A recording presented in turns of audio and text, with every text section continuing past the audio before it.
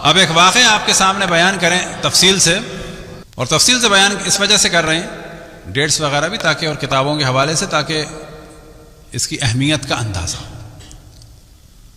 یاد امام حسین کسی بھی صورت میں افضل ترین عبادت ہے، نوحہ و مرثیہ و سوز و سلام ہو، حتیٰ آپ آپس میں بھی گفتگو کریں امام حسین کے بارے میں۔ پھر کیا؟ زیارت۔ زیارات میں سے جو ایک زیارت ہے جس پر گفتگو چل رہی ہے، زیارت اربعین کے جو مومن کی علامتوں میں سے ایک علامت ہے، لیکن زیارات میں سے ایک اہم ترین زیارت جس کی بہت تاکید ہے وہ زیارت عاشورہ ہے۔ ہم بھی جب قم گئے اور سب سے پہلے ملاقات ہوئی ہماری آیت اللہ العظمیٰ سید مفتی شیعہ سے، اور پھر آیت اللہ العظمیٰ بہجت سے۔ وجہ یہ تھی کہ ان دونوں کے فرزندان کراچی میں تھے، اور دونوں کے فرزندوں نے کچھ کتابیں ہمارے ساتھ بھیجی تھی، اور ہمارے لیے خوش قسمتی یہ ہوئی کہ جاتے ہی جو سب سے پہلے ہم کسی ایرانی کے گھر میں گئے، سب سے پہلے کسی عالم سے ملے، سب سے پہلے کسی کے گھر میں گئے، وہ ان دو بزرگوں سے ملے۔ اور اب تک ہمیں تعجب ہوتا ہے کہ ہمیں بھی نہیں معلوم تھا یہ اللہ نے کتنا بڑا لطف و کرم فرمایا کہ ان دو بزرگوں کے گھر بھی گئے اور ہمیں پتہ بھی نہیں تھا کہ یہ ہیں کیا۔ اور پھر ان دو کا بھی یہی تھا کہ جب ہم نے سوال کیے، اور یہ سوال کافی علماء سے کیے کہ واجبات کے بعد اور حرام سے بچنے کے بعد معرفت خداوند تبارک و تعالیٰ اور معرفت معصومین علیہ السلام کے لیے بہترین عمل کیا ہے، تو تمام علماء فرماتے تھے زیارت جامعہ اور زیارت عاشور۔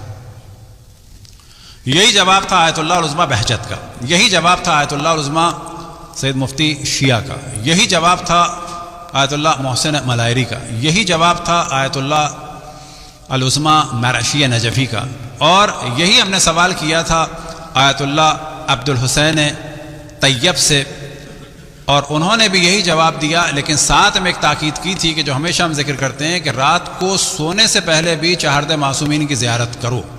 اب یہ زیارت طویل بھی ہو سکتی ہے، اور ہمیشہ اس قانون پہ چلیں کہ ہم جو یا اللہ بھی کہتے ہیں تو خداوند تبارک و تعالیٰ سے کانٹیکٹ ہو جاتا ہے، اور جس وقت ہم السلام علیکہ یا نبی اللہ، السلام علیکہ یا رسول اللہ، السلام علیکہ یا مولا امیر المومنین میں سے کسی کو بھی ہم سلام کریں، اور یہ اتنا طویل عربی کا جملہ بھی ضروری نہیں ہے، حتیٰ اپنی زبان میں سلام کریں، حتیٰ زبان چلانے کی بھی ضرورت نہیں ہے۔ فرض کریں اشرف الانبیاء کا تصور کریں، مولا امیر المومنین کا تصور کریں الگ الگ، یہ بھی اگر نہیں ہو پا رہا چہاردہ معصومین کا تصور کریں، السلام علیکم۔ ہمارا سلام مختصر ہوگا، ممکن ہے خالص نہ ہو، لیکن ان کا جواب جو ہے وہ خالص ہوگا۔ تو حضرت آیت اللہ عبد الحسین طیب کے جو صاحب تفسیر اطیب البیان اور صاحب کتاب کلامی کلم الطیب کے مؤلف تھے اصفہان، ہم ان سے ملنے گئے تو ان کا یہ تھا کبھی بھی رات کو نہ سو مگر یہ کہ معصومین کی زیارت پہلے کرو، بس something is better than nothing۔ تو زیارت امام حسین کی بہت تاکید ہے، زیارت معصومین جرنل، زیارت امام حسین، ان کا بھی یہ زیارت جامع، زیارت عاشورہ۔ اسی طرح سے آیت اللہ ایک محسن ملائری تھے، ان کا بھی یہ تھا خداوند تبارک و تعالیٰ ان کے درجات بلند فرمائے۔ باقی ہم نے درجنوں علماء سے سوال کیا، سب کا یہی تھا۔ جناب حضرت شیخ عباس قمی کی جن کی مشہور ترین کتاب ہے، اور ہم پہلے بھی ڈسکشن کر چکے کہ تمام علماء کہتے ہیں کہ اس کتاب سے، یعنی ان کی کتاب مشہور ترین کیا ہے؟ مفاتیح الجنان۔ مفاتیح الجنان مشہور ترین کتابوں میں سے ہے، لیکن اعمال اور دعاؤں کی سب سے بہترین کتابوں میں سے نہیں ہے، اور بھی کتابیں ہیں، لیکن تمام علماء کہتے ہیں کہ ایسا کوئی خاص عمل کیا تھا انہوں نے، یا خاص ان کا مقام تھا کہ کوئی بھی مسجد اس وقت دنیا میں، کوئی بھی امام بارگاہ اس وقت دنیا میں، کوئی بھی امام یا امام زادے کا حرم ایسا نہیں ہے کہ جہاں پر مفاتیح الجنان نہ پڑھی جا رہی ہو۔ اس وقت بھی دنیا کے کسی نہ کسی گوشے میں کسی نہ کسی ایک انسان کے ہاتھ میں مفاتیح الجنان کھلی ہوئی ہوگی، اور وہ کوئی نہ کوئی چیز پڑھ رہا ہوگا اس وقت بھی۔ انہوں نے بھی زیارت جامعہ کے چیپٹر سے پہلے جو ذکر کیا ہے جناب سید رشتی کا واقعہ کہ جو امام زمان علیہ السلام سے ملاقات ہوئی ہے، کہ وہ آپ وہاں پر تفصیل سے جا کے دیکھ سکتے ہیں، اور جو یہ ملاقات ہوئی تو امام نے ان سے فرمایا تم زیارت جامعہ کیوں نہیں پڑھتے؟ جامعہ جامعہ جامعہ، زیارت عاشورہ کیوں نہیں پڑھتے؟ عاشورہ عاشورہ عاشورہ۔ یہ واقعہ سید رشتی کے نام سے زیارت جامعہ سے پہلے۔ زیارت جامعہ کیا ہے؟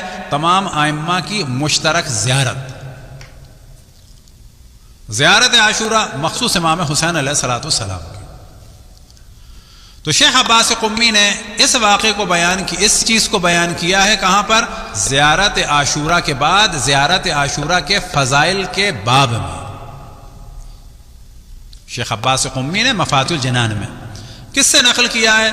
اپنے استاد محدث نوری کی کتاب دار السلام سے. شیخ عباس قمی کا انتقال ہوا ہے 1940 میں، اور جناب محدث نوری کا انتقال ہوا ہے 1902 میں. اور جناب محدث نوری نے ایک واقعہ بیان کیا ہے، اور جس واقعے کو انہوں نے نقل کیا ہے ایک انتہائی پاک اور پاکیزہ اور صاحب کرامت اور بہت ہی معتبر اور صاحب ریاضت ایک عالم سے، کہ جن کے لیے انہوں نے فرمایا ہے الثقہ امین حاج محمد علی یزدی. یہ انتہائی عبادت گزار افراد میں سے تھے، اور عبادات اور زیارات کے لیے راتوں کو جاتے تھے ایک قبرستان میں یزد میں، اور اس قبرستان کا نام تھا جوع ہرور. اس جوع ہرور اس علاقے کا نام تھا. تو وہاں کے قبرستان میں جاتے تھے. اور وہ کہتے ہیں کہ ان کا ایک دوست تھا جسے وہ بچپن سے جانتے تھے. اس کا انتقال ہوا، اور 1 مہینے تک تو اس کو انہوں نے خواب میں نہیں دیکھا. ظاہر ہے کہ ہر کسی کو دیکھتا بھی نہیں ہے انسان. تقریباً 1 مہینے کے بعد انہیں خواب میں دیکھا، اور انتہائی اچھے عالم میں دیکھا. اب کیونکہ یہ ان کا دوست تھا اور بچپن کا دوست تھا، تو یہ کہتے ہیں کہ مجھے تعجب ہوا، اور میں نے کہا بھئی تمہارے اتنے اچھے حالات کس وجہ سے؟ جیسے آپس میں ایک دوسرے کو جانتے ہیں کہ، تو اس نے کہا کہ میرے حالات اتنے اچھے نہیں تھے، کل تک اتنے اچھے حالات نہیں تھے، لیکن کل ہی رات کو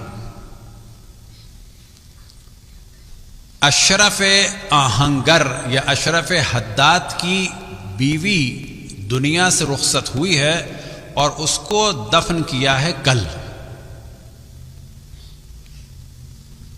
اور جیسے ہی قبرستان میں اس کی میت آئی تو امام حسین علیہ الصلوۃ والسلام تشریف لائے، اور جب اس کو دفن کیا تو پھر تشریف لائے، اور پھر رات کو تیسری دفعہ جب تشریف لائے ہیں تو انہوں نے فرمایا کہ اس قبرستان کے تمام لوگوں کے عذاب کو ختم کر دیا جائے، یا ان کی مشکلات کو ختم کر دیا جائے، اور ان کے درجات کو بلند کیا جائے بحکم خداوند تبارک و تعالیٰ. کہتے ہیں جیسے ہی تیسری دفعہ امام حسین علیہ السلام آئے ہیں تو میرے حالات بدل گئے. اب ممکن ہے کوئی کہے کیا دفن ہونے سے قریب کوئی مشکل حل ہو جاتی ہے؟ کہا جائے گا نہیں. اتنی بات واضح ہے کہ کچھ اچھے کام ایسے ہوں، کچھ شرائط ایسی ہوں کہ یہ چیزیں ختم ہوں. مثال کے طور پر اگر کوئی منافق ہوتا، کافر ہوتا، دشمن خدا اور رسول ہوتا تو نہ ہوتا. بس جن کے حالات صحیح ہوئے ان کے لیے شرط ہے. یاد رکھیں دنیا میں کوئی ایسا جملہ نہیں ہے جو مشروط نہ ہو. مثال کے طور پہ قولوا لا الہ الا اللہ تفلحوا، کہو لا الہ الا اللہ فلاح پا جاؤ گے. یہ مشروط ہے یا ایسا ہی ہے؟ یعنی انبیاء کو قتل کر دو اور کہو لا الہ الا اللہ تو فلاح پا جاؤ گے؟ کہا جائے گا نا. دنیا کے ہر جملے کے ساتھ شرائط ہوتی ہیں. مثال کے طور پر آپ کسی کو جاب دیں تو آپ کہیں کل سے تم جاب پہ آنا، تمہاری اتنی تنخواہ ہوگی. یعنی جاب پہ آنا فقط، کام نہ کرنا. کہا جائے کچھ چیزیں انڈرسٹوڈ ہوتی ہیں نا، کام کرنا ہے، پورا کام کرنا ہے، احترام کرنا ہے، انوائرمنٹ کو خراب نہیں کرنا ہے، ڈسکرمنیشن نہیں کرنا ہے، کسی کی توہین نہیں کرنی ہے، مار پیٹ نہیں کرنی ہے. یہ ساری چیزیں اس میں شامل ہو جاتی ہیں. گالی گلوچ نہیں کرنا ہے. وہ کہا آپ نے تو مجھ سے یہ کہا تھا کل سے آنا اور اتنے پیسے ملیں گے، بس میں آ گیا. کہا جائے گا نہیں، یہ ساری چیزیں ثابت ہیں. تو دینی اعتبار سے بھی بعض چیزیں انڈرسٹوڈ ہوتی ہیں. بالکل ویسے ہی جیسے کہ شفاعت کا مسئلہ ہے. شفاعت کس کی ہوگی؟ جو بالآخر مسلمان گیا ہوگا. تھوڑے سے گناہ جو معاف ہو سکتے ہوں، شفاعت میں ہر گناہ کی معافی نہیں ہے. ہزاروں لوگوں کسی نے قتل کر دیا، شفاعت ہو جائے گی؟ کہا جائے گا نا. شفاعت کی بھی شرائط ہیں. وہ گناہ کہ جن کا تعلق اللہ سبحانہ و تعالیٰ سے وہ معاف ہو جائیں گے، وہ گناہ جن کا تعلق مخلوق سے ہے وہ معاف نہیں ہوتے. کوتاہی ہو گئی، نماز قضا ہو گئی، وہ گناہ کر دیا، اللہ سے ریلیٹڈ تھا، معاف ہو جائے گا، ظالم کی نہیں ہوتی. تو یہ ہم نے چیزیں بیان کی. کوئی ممکن ہے کہ اعتراض کرے کہ جی کیا امام حسین نے سب کو، تو وہ دنیا کیوں بنی ہے؟ کہا جائے گا یہ وہی چیز ہے کہ جو شفاعت ہے، اور شفاعت کی بھی شرائط ہے. اب یہ فرماتے ہیں کہ میری آنکھ کھل گئی اس کے بعد، لیکن مجھے نہیں معلوم تھا کہ یہ کون خاتون ہے. اور میں گیا پھر، کیونکہ کہا تھا کہ استاد اشرف آہنگر یا استاد اشرف حداد، حداد یعنی لوہار. کہتے ہیں مجھے یہ نام یاد رہا، اور میں گیا لوہار کی مارکیٹ میں، اور وہاں جا کے میں نے سوال کیا کیا یہاں لوہاروں میں سے کوئی لوہار ہے جن کا نام ہے استاد اشرف حداد، یعنی لوہار استاد اشرف نام کا کوئی آدمی ہے؟ تو لوگوں نے بتایا کہ ہاں. کہا پوچھا کہ اس کا کسی کا انتقال ہوا ہے؟ کہا بیوی کا انتقال ہوا تھا، کل ہی دفن کیا ہے. اب یہ گئے وہاں پر اور جا کے کہا کہ آپ اشرف حداد ہیں، آپ کی زوجہ کا انتقال ہوا ہے. کہا یہ بتائیے کہ یہ کیا کام کرتی تھیں؟ کیا یہ ظاہرہ تھی امام حسین علیہ السلام کی؟ کیا یہ مصائب پڑھتی تھیں امام حسین علیہ السلام کے؟ یا ذکر کرتی تھیں امام حسین علیہ السلام کو؟ انہوں نے کہا نا، ان میں سے نہ یہ کبھی زیارت پہ گئی، نہ یہ مصائب پڑھتی تھی امام حسین کی، لیکن ہاں یہ باقاعدگی سے زیارت عاشورہ پڑھتی تھی. یہ قبر ان خاتون کی آج بھی ہے. ان خاتون کا نام تھا فاطمہ، اور زوجہ کس کی؟ اشرف حداد کی. تو فاطمہ اشرف نام سے ابھی تک یہ قبر ہے. وہاں پر مومنین جاتے ہیں اور دعائیں بھی مانگتے ہیں.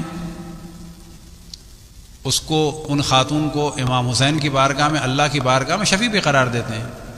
اب کوئی کہہ گئے شرک ہے، کہا جائے گا نا، یعنی کہا جا رہا ہے کہ یا اللہ ہم گناہ گار ہیں، تجھے واسطہ ہے اس نیک ہستی کا، کوئی اس میں برائی نہیں.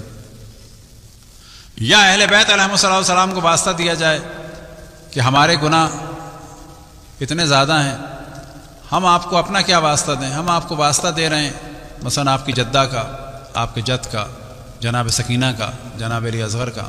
کبھی کبھی انسان کہہ سکتا ہے کہ دیکھیں یہ ایک آپ کی ماننے والی تھی، اس پر آپ نے رحم کیا، اس پہ آپ نے کرم کیا، ہم پہ بھی نظر کرم کر دیں. تو وہاں پر جاتے ہیں، وہ قبر موجود ہے، اس کے ارد گرد پورا اسوت احاطہ ہے، اور کثرت سے لوگ جاتے ہیں. اور ان کا انتقال ہوا تھا 1872 میں. 1872 میں فاطمہ اشرف حداد کا انتقال ہوا ہے. 1902 میں محدث نوری کا انتقال ہوا ہے. انہوں نے اس کو واقعے کو نقل کیا ہے کس سے؟ ثقۃ الاسلام امین حاج محمد علی یزدی سے، اور ذکر کیا اس واقعے کا کتاب اپنی دارالسلام میں، اور دارالسلام سے نقل کیا اس واقعے کو شیخ عباس سے قمی نے. آپ تصور کریں کہ یہ خاتون کوئی بہت بڑی عالمہ نہیں تھی، لیکن اتنے بڑے علماء، حتیٰ صاحب مفاتیح الجناح.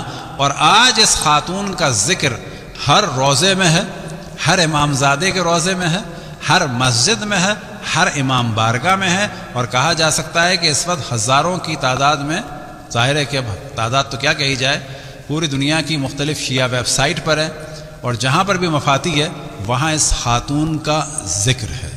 اور یہ سب کچھ کس لیے ہے؟ کیونکہ اس خاتون کو عشق تھا اس ذات سے کہ جس نے اپنا سب کچھ قربان کر دیا تھا اللہ کی راہ میں.